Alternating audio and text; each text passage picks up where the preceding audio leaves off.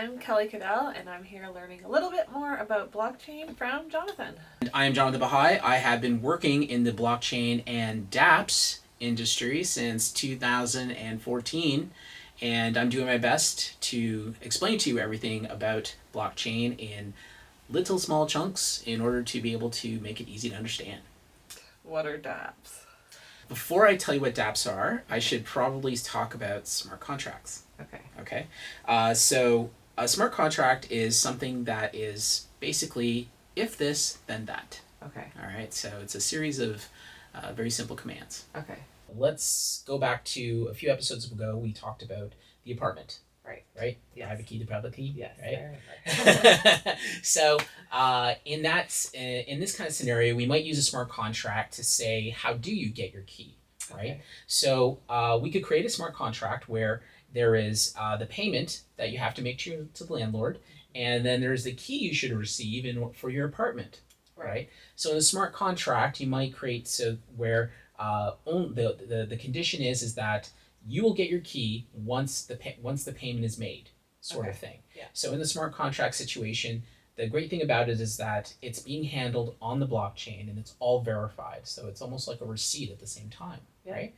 So you would once you sent your payment, then you should receive your key. It's the owner's responsibility to put the key into the contract as well, right? If the owner didn't put the key into the contract, your payment's going to come right back to you, right? Because you didn't get what you're supposed to. Right. Contract wasn't fulfilled, right? So you get your money back. Right. So a smart contract, that's just an example of how a smart contract could work, right? Okay. So smart contracts, they exist on the blockchain, and they that's essentially their workings. If this, then that.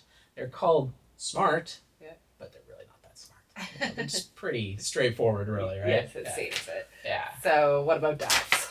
What are dApps? What are dApps? Yeah.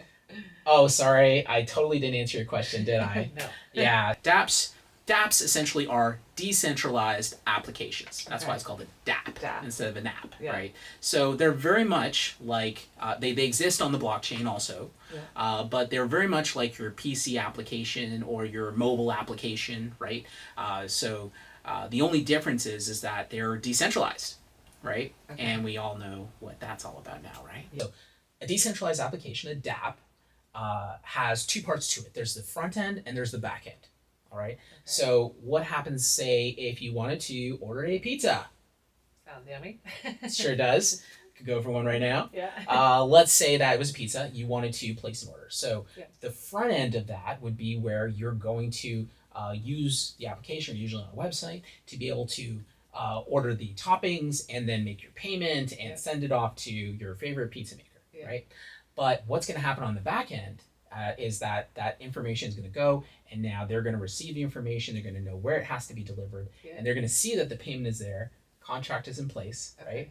And then once you actually receive the delivery, it's only then that the execution happens and that the payment is made. Okay. And so it has been fulfilled, right? So it's a world of verifiable contracts per se is how dApps would work.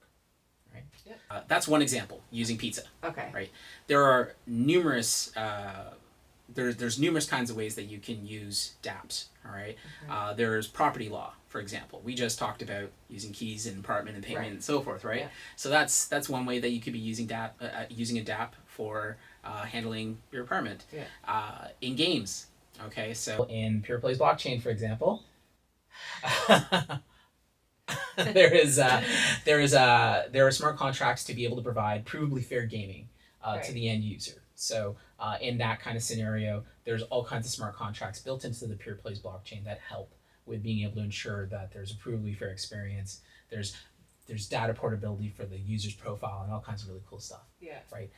For crowdfunding, right? Crowdfunds, it's very popular to be able to do a crowdfund, and there has to be a target. If the target isn't met, then the funds get returned back. Right. Okay. So these are some numerous ways that dApps are used with smart contracts in order to be able to use if this then that in a very relatively easy way, easy to use format. So it makes things very fair. It makes it very fair. It makes it provable. Right. And you're getting all of the you're getting the transparency, you're getting the verified transactions. Yeah. So all these things help for being able to create more value in terms of the transactions themselves and ensure that you're always being fairly treated. It's always just. Peerplays. So do you develop dApps? Yes. Okay. As a matter of fact, we are always busy working with creating dApps and helping others to be able to develop decentralized applications using the Peerplays blockchain, specifically in the gaming sector, of course, because that is what we specialize in. So if anybody's looking to create a dApp that utilizes gaming, then we're happy to be able to help. Jonathan, thank you again for this session. I think it'd be really cool if I could use a dApp in the future to maybe like order a pizza. I don't know. Something. That'd be awesome. Yeah. If you guys have any questions about blockchain, Jonathan's your guy to ask. So leave your comments in the comment section below. Don't forget to like and subscribe and ring that bell to make sure that you don't miss out on any more episodes of Coin Frenzy Bunker.